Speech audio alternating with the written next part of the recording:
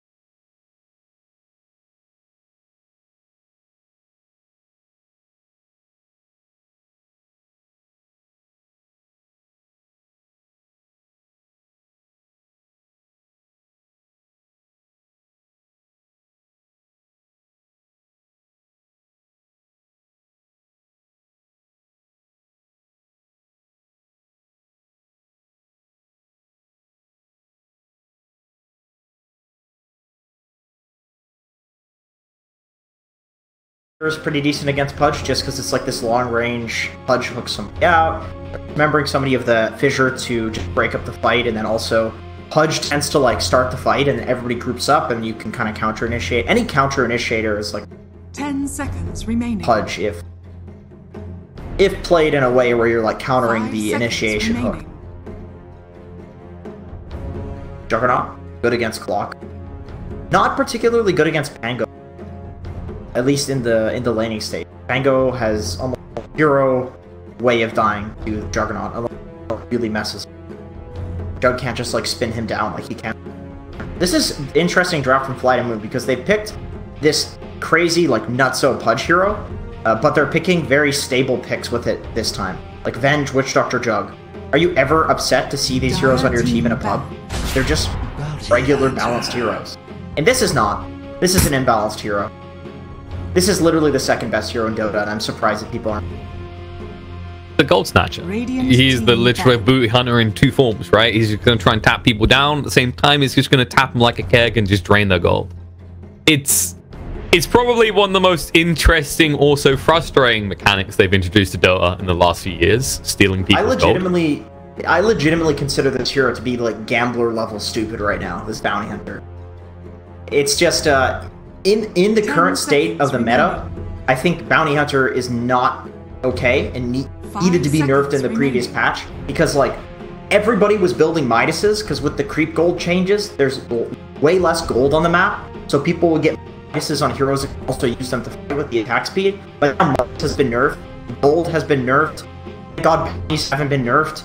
But Bounty Hunter, this track still gives the same amount of gold. In fact, it gives more gold than it used to. Like since the rework. Tracked gives the same amount of gold, Janata steals gold. So it's like, with how little gold there is available on the map, a hero that doesn't have to build Midas and can just get everybody a huge influx of... Like, basically, Bounty gives you old Dota gold in new Dota, where nobody's getting a lot of gold anymore.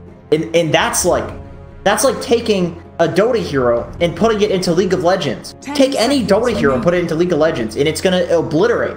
That's what Bounty is, except from some, like, four-dimensional game above Dota. And Mars, but he's not in Captain's mode. Yeah, he's not there yet. Soon. Tears in people's eyes. I think you're right, though. It's kind of like this hero's default skin should genuinely be the Monopoly Man right now. The amount of gold that he just injects into a team.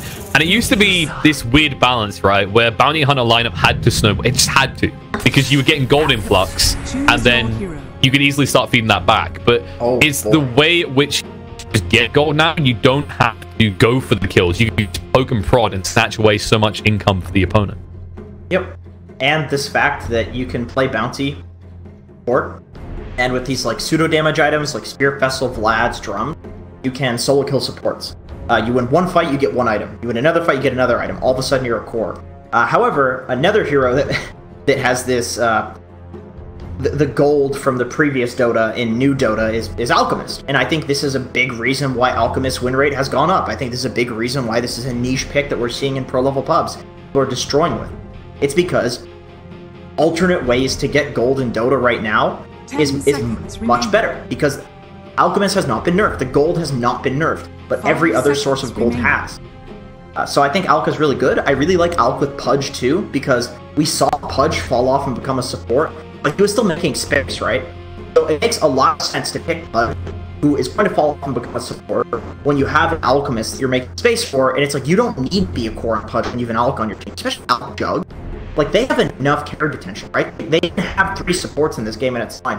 I'm going to favor the FlytoMoon draft on this one. Oh, it's fair, because the other thing I guess you could actually highlight here is, if you're up against an Alchemist, you want something that can inject itself and harass them. You've got bounties, sure, but you haven't got the finish. You haven't got the kill potential easily until Clock's online. It's not like where you draft an Earth Spirit, for example, with an Oracle, and you just go and chase him around the jungle. You can't easily get on top of him. It's a problem with picking a Medusa, is that there's not really threat to kill the Alchemist unless you have all of Navi there.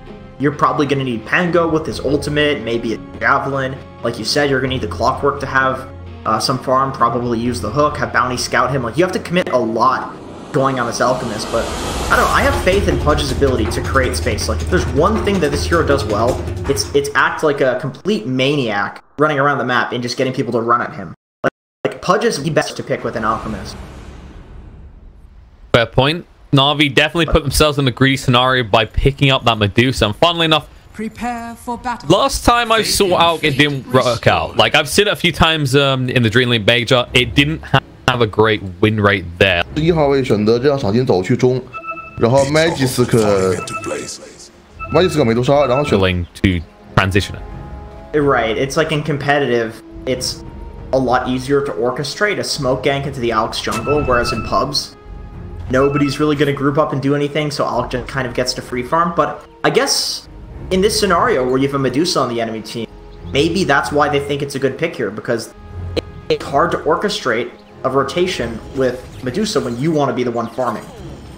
You know, so how do you infiltrate the enemy jungle with the Medusa?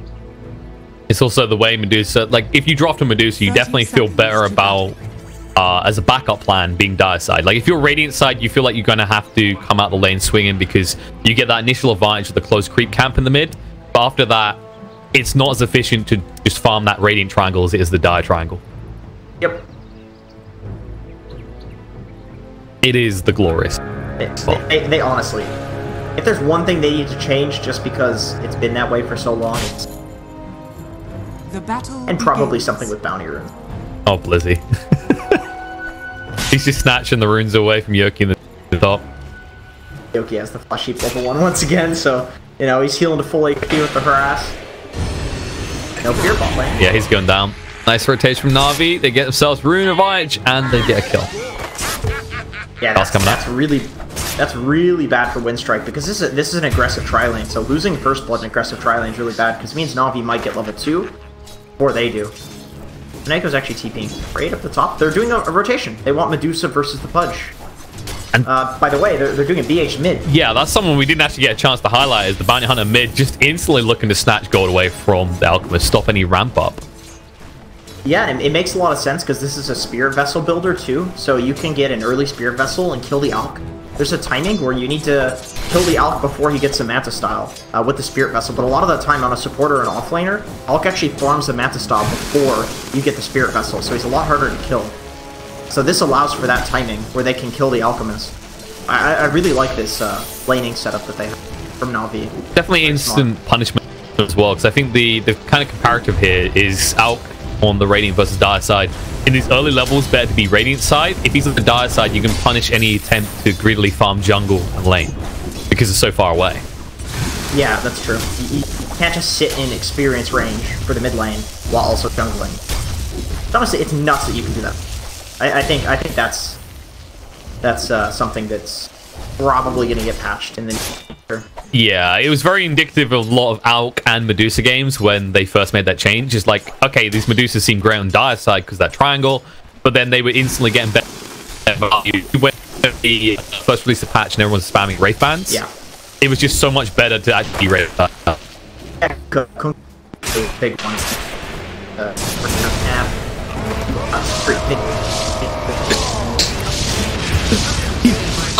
Thumbs up as well. They get the kill. Okay, that was level.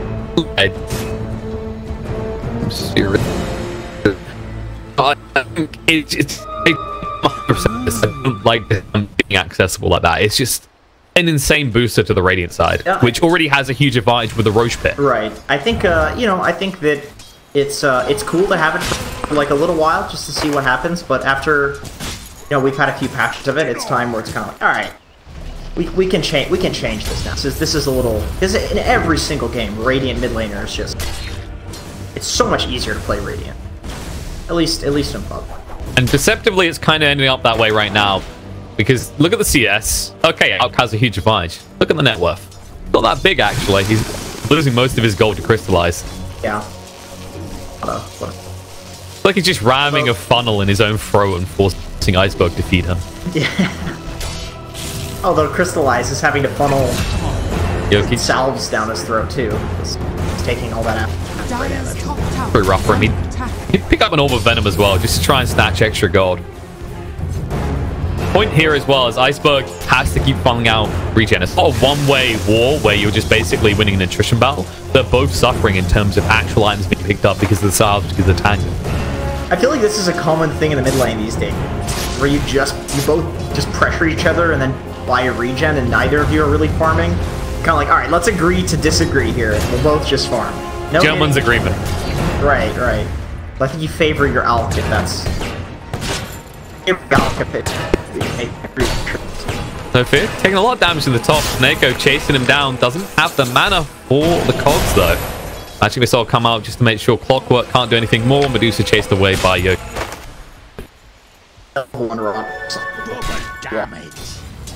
This is the reminder that soon I will suffocate you.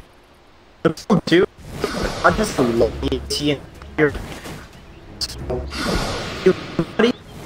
You instantly just right. Such a bad line. Like your boss here that can boots. It's all gonna come with. Oh, he has to go for the hook. Gets the deny just afterwards. Nice. Free trip back to base. It was a little bit close to the edge. Worked out though. You take that, man. That's +1 flesh heaps. Also, OP advantage for Pudge. Remember, he can deny himself, as we just saw. We already knew that, but something most people forget. Most people just try to deny themselves to towers these days. You can kill yourself and be back very quick. You don't get that longer spawn time because you died on neutral. Yep, that's one of the few things about Pudge that makes him not a bad support. It's just that denying yourself to the tier 2 doesn't cost that much. It says 100 gold each, but they get the can he actually get killed by Rogue? Always want to fight. He just offered himself up and tripped his spot. Because today the green planet and up, it looks like he fought this. That's right. Yeah, be careful. We want to he does it. One of will just battle. But nice baits. I think all there, just kind of baiting in the Clockworks to the bench, because they held the bench stun for a really long time there. I think if they were truly afraid, you'd see them just throw that instantly. But they were baiting. Although, I mean, when you solo kill an Alchemist and force 2 rotations from the supports, that's you don't care. You're happy with that at that stage. You're cool with that. That's space created right there. And actually, now Bounty Hunter has more gold than the Alchemist. Yep. That's a level 3 actually, Janata, with the phase boots. I don't think anyone can lane against him right now, right? No, I don't know. Doesn't even go for the invis. Doesn't need it. That is That is just a nice little microcosm of this patch shell. Oh, Yoki getting super aggressive. He wants to go into Magical, and he might better get it. He's got the hook to drag him back. Mango eat. Magical trying to get as much shield as possible. But Yoki gets the kill, tries to walk away, will die for it, but that's a 2-on-1, and he basically wins the trade. I can't believe he just 1v2 killed a Medusa with an Oracle. With a Mango as well, okay? He had the extra protection. Lizzie, they dive him. He needs to actually get out of here. He's got the Maledict on him. They're going to see him, though, and the Omni Slash does come out to ensure the death of the Pangolier. Radiant structures are fortified. That's a nice timing. 6. And look at Seneko. He's on it again. Iceberg at least has level 6 now, but Disruptive Farm, he's trying to snatch all the creeps that he can. Magic Missile's going to come out where with Terra, they're looking to punish him. And he actually get away from this in time. He does have a salve. He might be okay, but they cut the trees, chase him through. He'll salve now. Maybe should have done it sooner, because they're going to cancel it straight away. And they've got a Magic Missile task as well. Just throw everything, ensure that he dies. You are no match for me. They're committing so much. Yeah, that's space. But anytime you're giving an Elk a kill, especially when he's about to farm a 4-stack in the jungle, maybe that's not great, you know? It's not your only issue, though. Look at the Jug. He's top of net worth. He's having the time of his life right now. This isn't just kill the Elk. You've got a huge question in your head. What do you do about the Juggernaut in the next 10 minutes? Yeah, and at the moment the Pudge starts grouping up with the Jug too, like this is an early game fighting hero. Pudge loves to play with an early game fighting hero, and then, you know, Pudge falls off, have a carry that eventually just hard carries in the Alchemist. Like, this is a perfect Pudge draft. He just needs to get his 7. I'd probably start rotating. Although he has go for phase boots again as well. I like these phase boots so much on the Pudge though, because alright, I have an interesting way of looking at phase boots. I always call them a mini blink dagger because of the positional factor, right? Like, you don't have any other boot choice that allows you to close a gap rapidly if you've been attacked. Yep, bot lane. Yeah, Tranquil boots like used to be decent, but they're kind of a lot worse. Well, not even kind of. They're a lot worse on Pudge right now because boots now give you like percentage movements. So when you're giving a hero who has 280 base movements, it's equivalent to like old brown boots. So Tranquil on Pudge. You may as well just go for the phase. Use that phase for the gap closing and get the armor. I think as a support Pudge it would make a lot of sense. It's just a lot of the time. But as a core, I mean, you can certainly afford it. And wonder if okay, so yeah, no, he's. I was wondering, so 4-star and Vanguard. Meanwhile, Witch Shot going down. I wouldn't mind actually. Like, Drums feel like they'd be pretty justified on a hero like Pudge as well, actually. Oh, nice use of Dismember there next to the creep wave as well. The creep camp ensures that Seneko loses a lot of health before the back assault interrupts the Dismember. The hook through. Seneko gonna get low. Can Yuki get the kill? Yes, he can. Can he deny himself? Is the real question. No, he can't. While that happened, by the way, Iceberg got ran through solo by Crystallize. BH is shaping up to be a big problem, and you know, giving this hero track kills is equivalent to giving Alchemist farm in the jungle. Time to give Crystallize more free farm. Hook shot in the mid lane. Low fifth been found. No level 6, no swap. And soon, no life. I like that. The greed from Crystallize. Like, wait, guys. Junada soon. Oh, hook. Doesn't connect on the right one. Blocked by his own teammate. Gold from the illusion? Probably not. I hope not. Good God, that would be disgusting. Benj never being picked again due to that. I like this go for the Vlads as well. I just like the way Navi's identifying this ramp up they have off the back of the bounty hunter. They just want to maximize it. They don't even need the Spirit Vessel because the Alk isn't an issue at this point, and they're farming so fast on Crystallize that even if he builds into the Spirit Vessel eventually, he'll still have it before he has Manta Style. So yeah, they're just building to push really early. And if you get good timing on level 12 as well, you can actually just have, for example, the Oracle start rotating with you and have him go for the Spirit Vessel because he'll get enough gold with the track kill. Yeah, that's true. That's a good point. Track, pretty good spell. Smoke coming up the top lane. You got Quartz plus Pudge. Yeah, the Seneko breaks it. He gives his life. But the problem is they can't dismember. Cogs on the 2 to ensure that his core can escape. Like gears in the Could be happy Space about for it. Alk, space for Jug. Yeah, that's good. I really love this Flesh Heap max build, just because it lets you, and then going for the Rot, just because it lets you jungle, and Pudge suffers immensely when it comes to just farming around the map. You can't jungle on this hero. You don't have the armor for it, you don't have the damage, Rot hits you with all the damage that it does as well. But if you have Flesh Heap max, he's got 11 extra regen, so totally sitting at 24 regen, Ring of Hell. So he can actually jungle. You have a good support combo to kill as well. That's the other thing with the Maledict, with the stun and the minus armor that you get from the bench. And actually, they're going to try and move top. Problem is, you just blew 2 TPs, you're smoked up, and Crystallize already knows something's wrong. He's already retreating. Taneko, however, he just died here recently. He doesn't care, though. He just wants to try and get the kill. Swap's going to come out. Roll Thunder through. Stuns up on the bench. They're going to activate the Shrine to stay alive. Taneko will get away. Dismember interrupted by the Roll Thunder from Blizzy. And Crystallize chasing through. Look for the kill and always want to fly. We'll find it.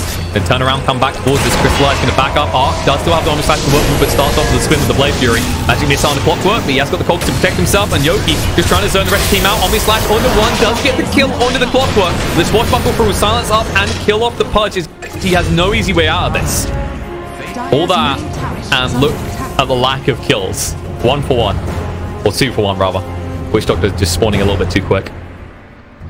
Pushes the Alk out of the jungle. It's track kills as well, and I think that could have been a lot worse for Windstrike, for sure. That Rolling Thunder, honestly, was what sealed the deal. Interrupts the Dismember, hits both the supports as well. Now they see Iceberg in the jungle. They're not going to go for him because they have the Sentry. Sees it. But yeah, that Rolling Thunder... Well, they'll go for this, though. Does throw out the spin. They're hesitant, though. They see the reinforcements on the high ground. They knew something was up. But it's like this back and forth argument. They just basically have to get in the way of Iceberg and slow him down, because if they can do that, on the other side of the map, there's always going to be magical farm. But we highlighted very early on, the counter argument from that perspective is Jug farming well, because you know he's going to build that Diffuse or Manta and just try and rush down the mana pool of the Medusa quickly. He has been falling off, though, a little bit, just because there isn't really enough space for him to be farming on the map with an Alchemist. Unless you take over the enemy jungle, but that is typically what, you know, your Pudge-esque hero, your offlaner wants supports. So Jug is he's in this position where he basically has to run around and fight, but without the Omni, fighting.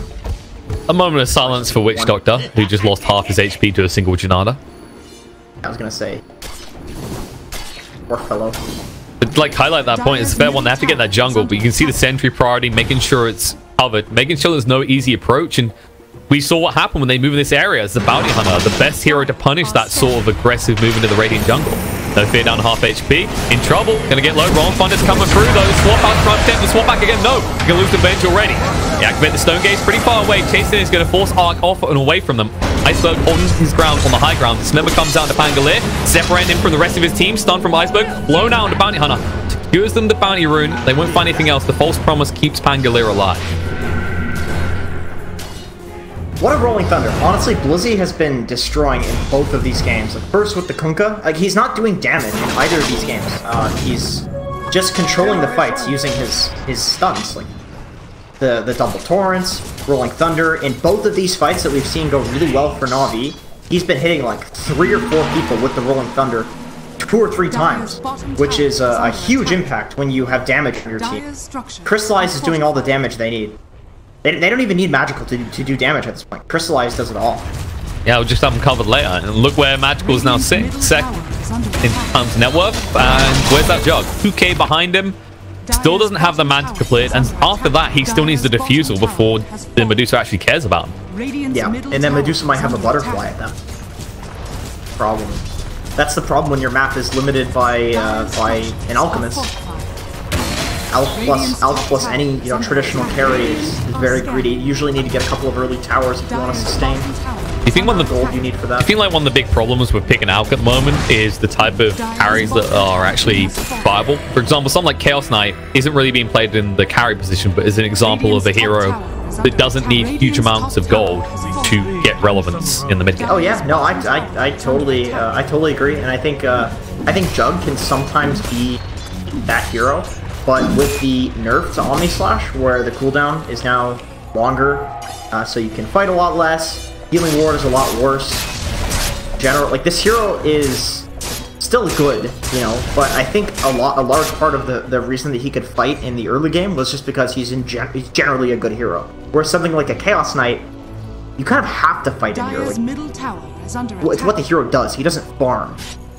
Yeah, it definitely would make a lot of sense to pick this with the kind of CK. Maybe Jug is just a little bit too nerfed. It's kind of awkward because it's definitely a hero that needs to feel like he's ahead as well. You always want to be one item ahead of the other carrying, and that's kind of the beauty of the bounty hunter pick in this game by Navi is Crystallize has been able to just inject all this extra cash and ensure the Juggernaut usually feels poor. Yep, makes sense. I also think item build wise, like going for treads, for example, is more of a late game centric like carry build, whereas the phase boots lets you fight. Like you said, it's like a pseudo blink dagger.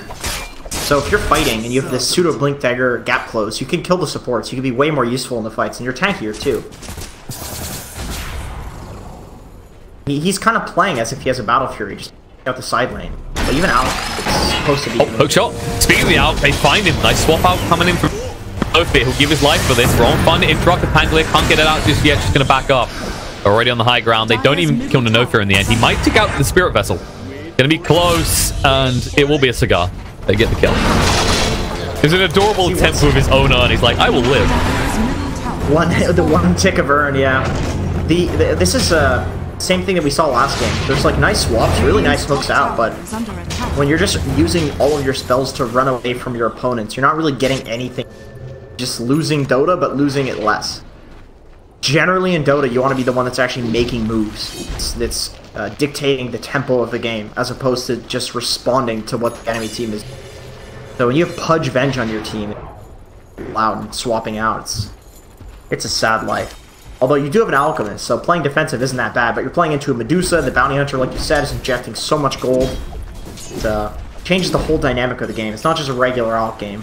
Yeah, it's not like, hey, 4 of you died, but Alch was farming. No, it's 4 of you died, and the whole team was farming because they have a Bounty Hunter. Exactly, yeah, exactly. Bounty's actually, it seems like a decent counter to Alch. This is why, like, I call this hero a gambler-esque hero in Dota, because it's the same reason Bounty counters Timber. You steal gold from him. Like, you don't kill him, you just steal gold from Timber, who tanks up and runs in the lane at you, and it breaks matchups. Because, like, usually you think, oh, melee hero can't kill Timber, Timber owns this. But you steal so much gold from a Timber frontline. It's the same thing with Alch. It's like, well, it counters Alch, but for this weird gold-related reason. I think the best way to kind of compare the feeling as well is, you know when you get that game as a Slark where you're super far ahead and you're up against an Axe, but he's tanky, and he calls you, and you just keep punching into him. You're like, I'm not going to die to this, but my god, am I getting value out of this? Lizzie, however, in the bot lane, he's going to mech up. Nice false promise to protect him, but the stun should lock him in the spot, and no chance to get the wrong thunder out. He's stuck here. They throw everything with the kitchen sink at him, and it doesn't mean he's going to die. Chu didn't even bother to use Purifying Flames on him at all, because he just knew it was going to be damage. By the way, Chu is sitting on a healing salve. He's just keeping it in his inventory, which is super good strat. Very interesting if you false promise on somebody. Of course, you can salve them while the false promise is going, and since they take no damage, the salve doesn't break. So you can actually save people with the false promise salve combo. So it's cool to see that he's actually doing that. It's a bit of like a cheeky, gimmicky strat, but it works, so it's good. It's like Wisp just having a casual salve. May as well, you know. That's pretty strong. Used to be even better because you used to have the old Spirit Vessel, right, where you got huge value on the heals. That's why they picked it up on Clockwork instead. This game it's not really a defensive item anymore. Spirit Vessel is clearly designed to be that aggressive item. Yeah, agreed. For whatever reason, the Toad of Frost wants it to be that way. It just keeps buffing the damage and nerfing the heal, and especially because regen does not scale the way it did before with your intelligence and with your strength. So technically that alone is like a big nerf to the Spirit Vessel. Because, you know, even the Urn component of the Spirit Vessel, the raw HP can scale. Same with Bottle. Bottle's like worse now than it was before because of the regen change. Big reason why Storm is so awful. I'm pretty glad they made the change to Spirit Vessel though. Like for me, I don't know, I just viewed it as this quick cut ram. Every team needed it, right? Like how Vlad's was once you patched it. It's just this item that made sense in every lineup because it had two uses. I kind of feel like it's back to that point, though, don't you? Like, where it's just so good that you see it in almost every...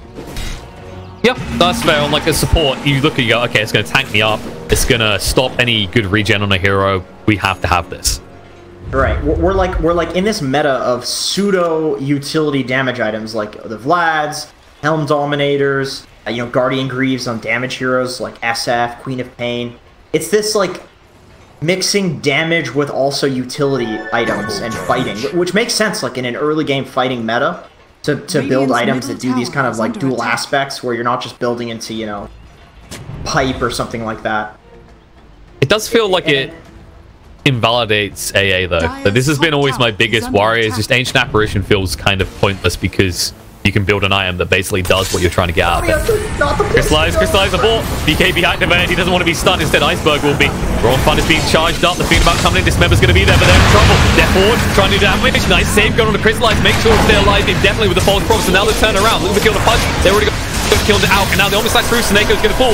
Looking to turn around. Crystallize down to half HP already. Magic Missile comes out. Pangolier with the mech to try and keep him up. Crystallize to get around range of the Blade Fury, but Chu turns around. Looking for kill to no fear. Can't get him low enough. Has to back away. The buyback came out from Clock. Swashbuckle through. Art slowed down with the Scardy, and Magical just run him through and kill him off. The swap doesn't get him out of danger. In fact, just throws a second hero into the line sight of the Medusa, and they're going to keep chasing. They want Yoki as well. They can't find him, but they can at least find this tier 3 tower. Medusa's a problem. Gaudy Manta style at 23 minutes into the game. I don't know how they kill him. Look at the tier 4s and punch. Well, there it is. You asked. No, doesn't work. They're like, wait, what if we get silenced by the swashbuckle, stunned by the multitude of options that Navi have right now? It just feels like Yoki is feeling slightly invalidated here. Oh, stun coming out. Iceberg pretty deep. We'll use the Manta pretty early. Pudge TP. Balls deep here, looking for something. Hogs to try and block them away. Stonegate to make sure they can't even look and turn around for a hook opportunity. Yoki going to be chased to his tier 4s again. And they get out. There's no point in not. You say that. Magical is going to go for the swap, but still half on mana. Medusa should be saved. The hook down doesn't matter. Ben's already dead. Now the hook shot through will secure the kill to Yoki as well. No, the cog. Art's locked in. He needs to get out of it quick. Blade Fury's about to run out. He doesn't have an Omnislash, but the Roll and Thunder, that's off cooldown. Blizzy going to chase through. They stun him, lock him on the spot, and Jug should be fallen. That will just signal to go for another set of racks to the side of Navi. So yeah, that's the you know, typical issue with Pudge and Bench as heroes when you're behind. It's like you swap the enemy team in, or you hook the enemy team in, but then they just kill you because they want to fight in the first place. Doesn't matter if you're repositioned. You have a 10k, 13k gold lead.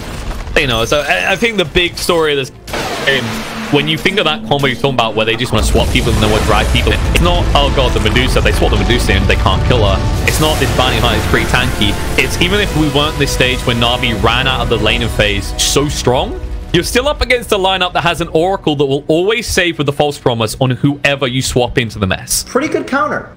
Pretty good counter to single target. This